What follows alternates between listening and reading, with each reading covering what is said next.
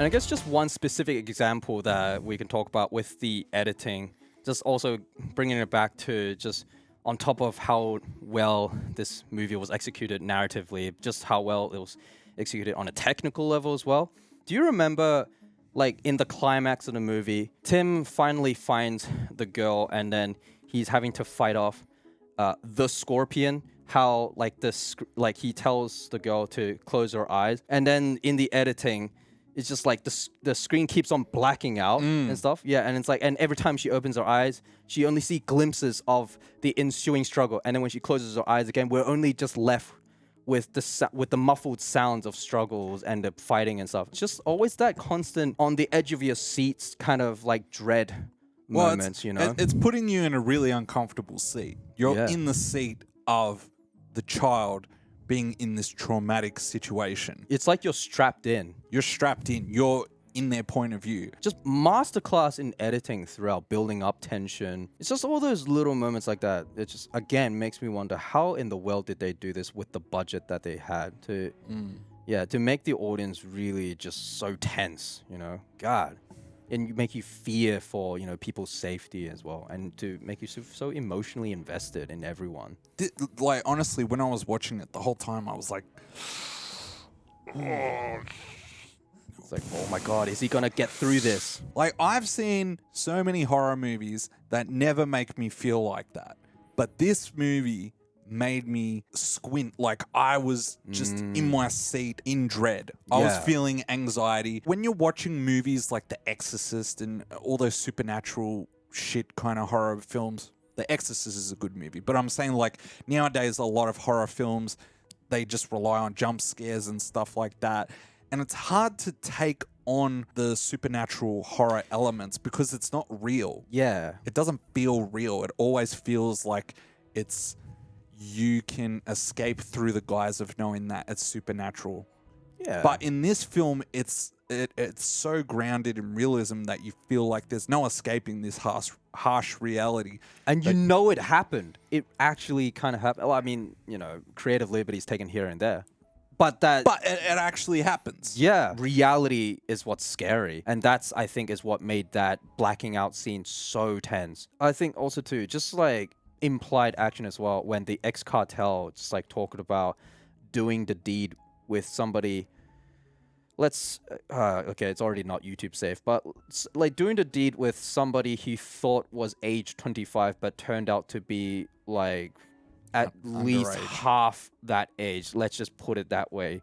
And how much earlier that person had started doing the deed, that I just visibly went like, oh God, it's just that dread of like, wow, this is what takes place in you know, the underbelly of this world, and just learning that fact But makes I me can- so I Yeah. can see a monologue like that being used in a film and it means nothing. I can see something like that just being inserted for the sake of controversy or to stir up attention. But in this movie, it has a clear point.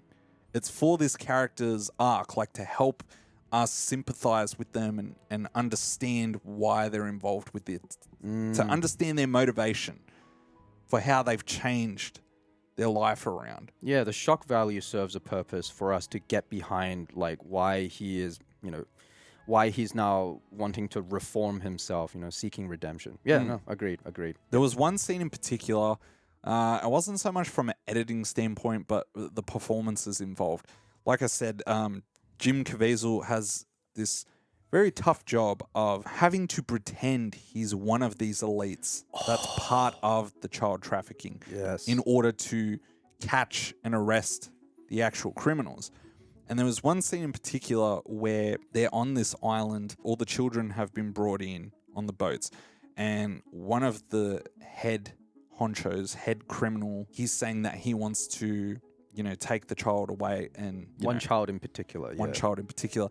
And Tim Ballard stops him and plays it off like as if to say, no, I'm going to be with the child. Like I want to take this one. I guess the point is Tim Ballard's character is protecting the child while also maintaining the guise that he is one of these sex traffickers.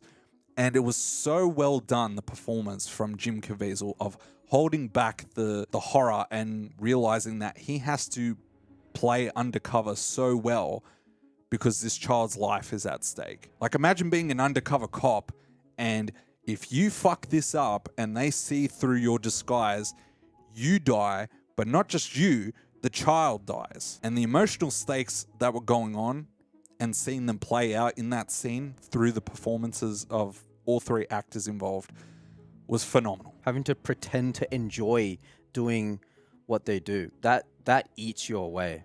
And that was portrayed so well. That would eat your conscience. Yes, Because exactly. you're pretending you're You have to smile through it, you know? And God. oh, whew. Just an acting to that caliber, man. Degree. That's incredible layers. Yeah. Layers upon layers. You're not just a good guy. You're a good guy pretending to be a bad guy. I mean, I talk about editing taking over with the Kuleshov effect and everything, and it's about what you read into the actors and all that.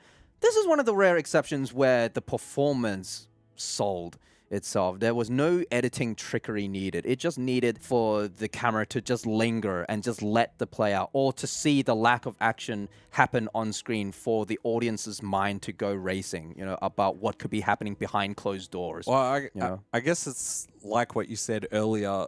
Sometimes just having the scene play out that little bit longer, making it more uncomfortable, lingering on certain shots, having the tension build, having those uncomfortable pauses, all of those things that build that tension, and you're like, when's it going to be released? And then it's like...